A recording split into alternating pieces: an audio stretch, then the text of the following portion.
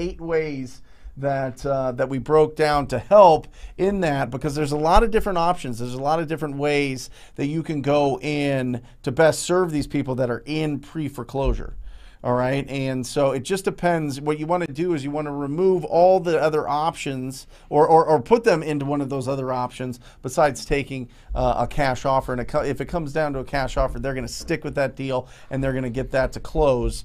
And they're not. See, the thing with pre-foreclosures is they're getting mails, they're getting calls, they're getting mail, they're getting calls, they're getting texts, they're getting bombarded with a lot of different communications to help solve their problems. So even when you do lock up at one of these pre-foreclosures and it's a solid deal, you know, you don't want it to get wiggly and fall apart. That's why you have to put this effort up front when it comes to pre-foreclosures, because there's so many different options getting thrown at them that you got to secure it. You got to put it in their mind that this is the best option, if it is the best option for them, to get a cash as is offer, and then obviously wholesale that, buy that property, put it into your rental portfolio, or fix and flip that. All right, so here we go. So a couple of things. I want to be very clear. This is something I wish I truly understood, and I don't even think, I've been doing this a long time. Brent's been doing it longer than me, but I still don't think I understood what I was even teaching until maybe 2 years ago. And the thing I'm talking about specifically is our true job is solving a problem for somebody. Yep. If we don't have a solution for them, there's nothing I can do or say that will ethically make me money. Therefore, do not even try. Right. Okay. And I see a lot of people pushing and pushing on sellers, and then they come to me with the lead, and I talk to the, here's a great example. I talked on this challenge yesterday. Somebody goes, hey, I've got this lead. Will you talk to the seller for me? I go, yeah, I'd be happy to talk to the seller. I get on the phone with the seller, and he goes, he's in foreclosure. Get on the phone with the seller. He's like, no, man, I'm just going to list the house with an agent. Like, why are investors bothering me? I'm going to list it with an agent. Yeah. Okay, is there anything I can really do in that situation?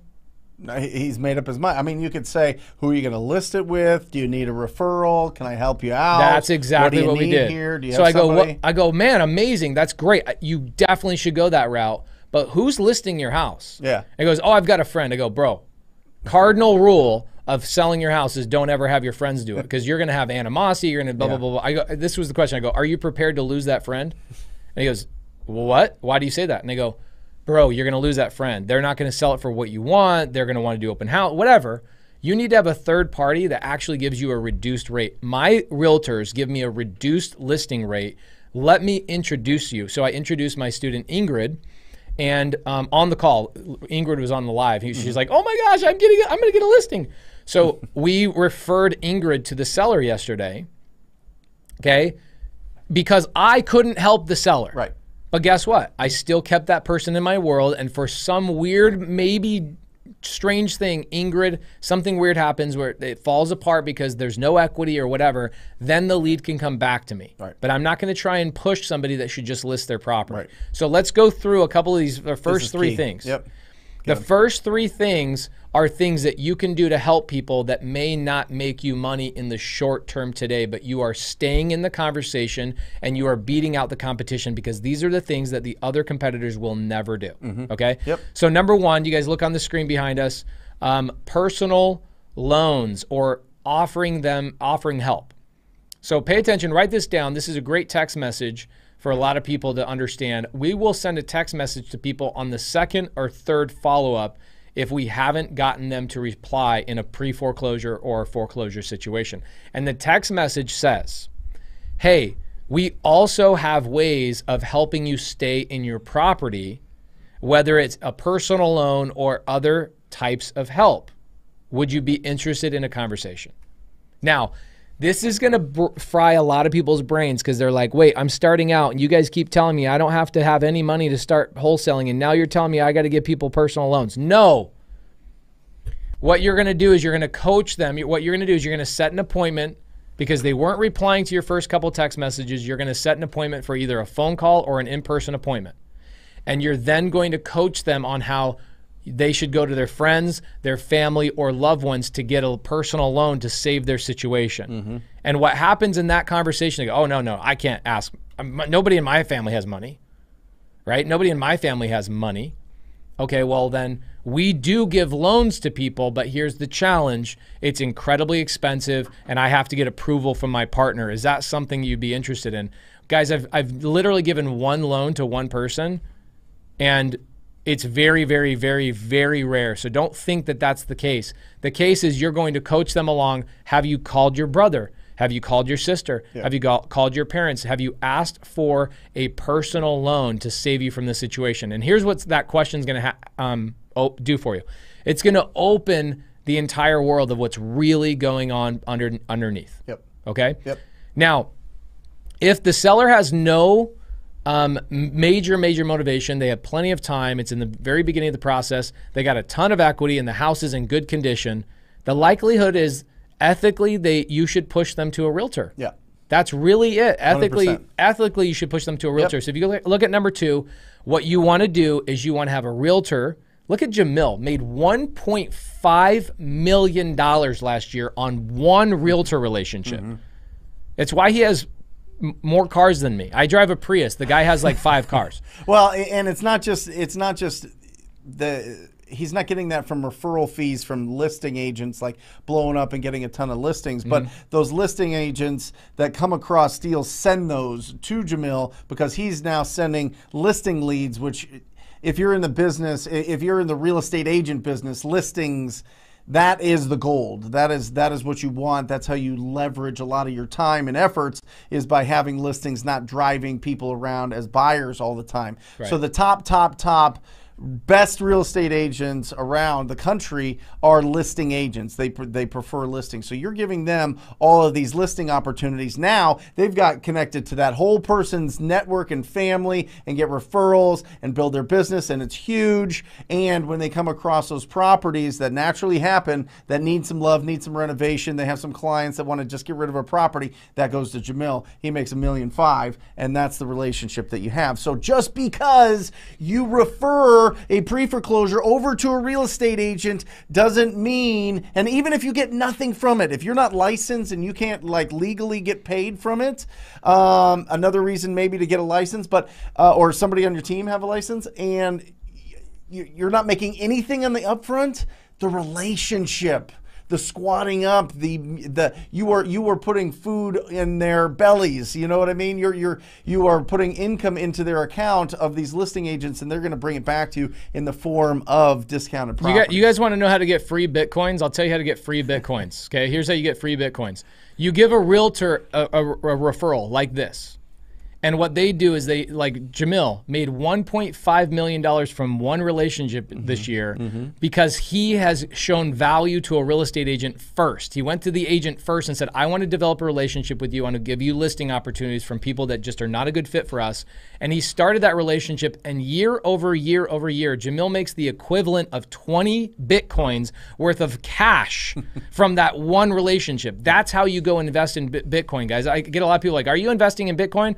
And I'm saying, I'm investing in relationships. Yep. It's the greatest thing ever. Jamil makes 20 Bitcoins a year from one relationship. Now, he has other relationships, but that is why you give somebody a listing. You give people a listing, one, because you're a value provider to other people other than yourself. You need to be a go-giver. Brent talks about this all the time.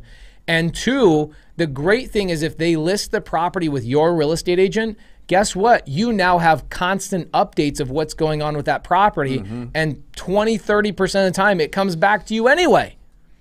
So you just infiltrated with a Trojan horse into the relationship, an agent that can give you real-time feedback of what's going on that property. It is a great hack to understand. And now in real estate, in follow-up, what are we doing? We're planting seeds and we're filling our pipeline all the time. I want to have 15, 20 deals in the pipeline that I'm constantly working, and one of those ways to do that is realtor referrals. That's it. Okay? All right, number 3. Loan modifications, bro. Oh my gosh, loan modifications, when I was just starting doing foreclosures 4 or 5 years ago, they weren't as easy as they are now. Loan modifications are so damn easy. Now, why do I want to do a loan modification? Doesn't that keep somebody in their house? It can, but the reality is a loan modification, a lot of times, you guys don't need to be on my face. You could focus. Oh, dude, look at you guys with this camera work. It's almost like you guys are like professionals and stuff. This is amazing. Guys, give these guys some love in the comments. Holy moly. Okay, so if I do a loan modification, here's what's great. In creative finance, I love creative finance because I can take a foreclosure and I can modify their loan, put all their debts and their arrears on the back of their loan, and I can take over a house subject to without any debt. I'm sorry, without any arrears. Okay, so a lot of people go, oh man, they're in foreclosure, $80,000. Okay, we'll do a loan modification, put the $80,000 on the back end of the loan, and now you've got a clean sub 2 without any arrears.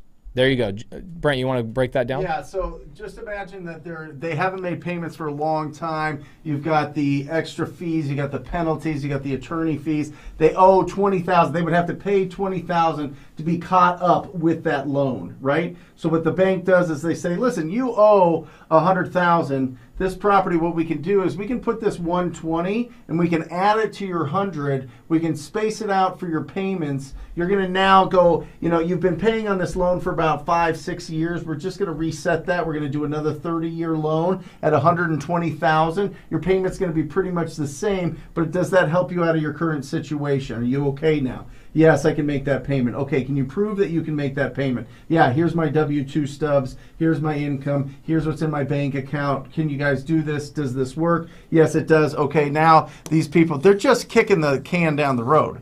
They're just kicking it down the road. And listen, maybe COVID, you know, brought up a lot of these situations that required this because people were out of work and they couldn't, their unemployment checks weren't as big as their checks that they usually were getting, or their income that they were usually getting, so people were really tight, or they just took advantage. They just took advantage of, you know what, I don't have to make payments for a while. Nobody's going to foreclose on me. This is awesome. Right. I'll just, you know, redo this and figure it out later. And so now you've got a new loan on this property for $120. Now they're back to making those payments, and that's great. They get to stay in their house. They got a new payment, but it does show, you know, what was happening there. Why were they in that situation? So that's to explain a loan mod. Now, here's what's great about a loan modification. Okay, what happens a lot of times is you'll talk to people in phase 2 that are like, I'm doing a loan mod. Great. If you guys understand how to handle loan modifications and what they're all about, you will have so much power and so much ability and to bring value to these sellers because they have no idea how to actually finalize their loan modification. And here's the thing. More than half of the people that apply for a loan modification get denied. Right. And so what you want to do is you want to be involved when they're doing a loan modification during their follow-up. You go, how's the loan mod going? How's the loan mod going? How's the loan mod going?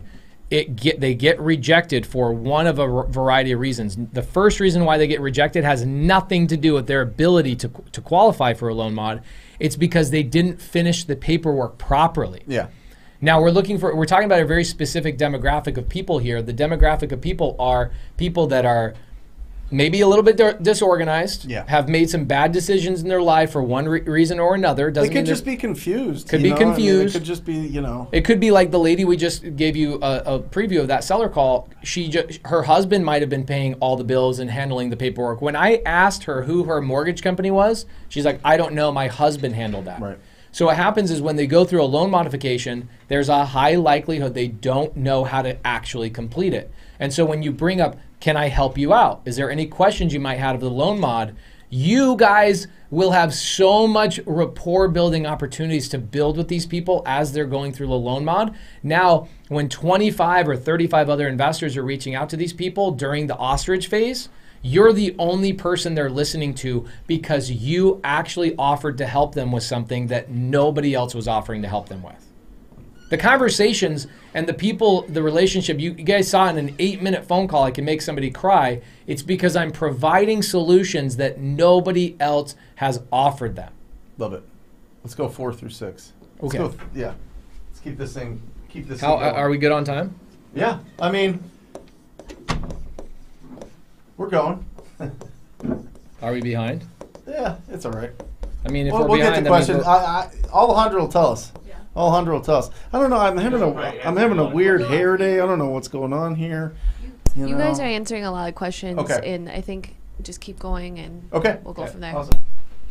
This one, actually, these are flip-flopped, okay? Cash offer is actually the 5th thing that we go for. That's cool. In these situations. I'm sorry, it's flip-flop. It's not really not that important. Yep. Okay. Okay. So, rental.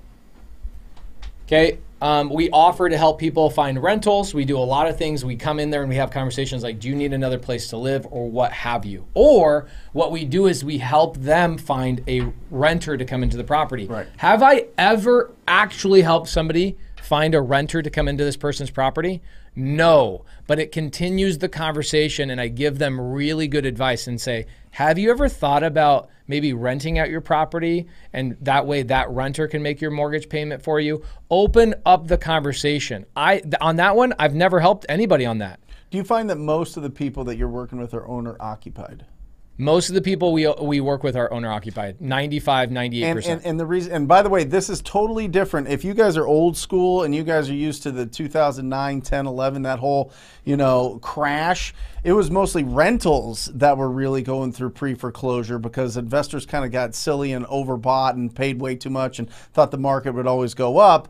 Now the market with the amount of the appreciation in most markets and debt pay down, most people have equity. So investors typically, when they own their own property and they're investing in other rentals, they're a little bit more savvy. They're a lot more savvy. They're more interested in not getting, the real big dings to their credit. They've got their house in a good position, but their rentals maybe are just, they're just beat up or they're just not getting the rents that they want or people are stopped paying their rents. And then all of a sudden, that's when you're going to see that those properties typically get listed. They typically get listed on the market because they have equity, they get rid of it. That's why we're buying a lot of these as wholesalers. As wholesalers, we're approaching these tired landlords, finding out that they want to get rid of these properties. I mean, how many times have we had conversations with people that are like, yeah, I've got a tenant in there that's not paying me, so if you want to give me a cash offer on this thing, I'm willing to listen. All day long. Yep. All day long. Yep. All day long. But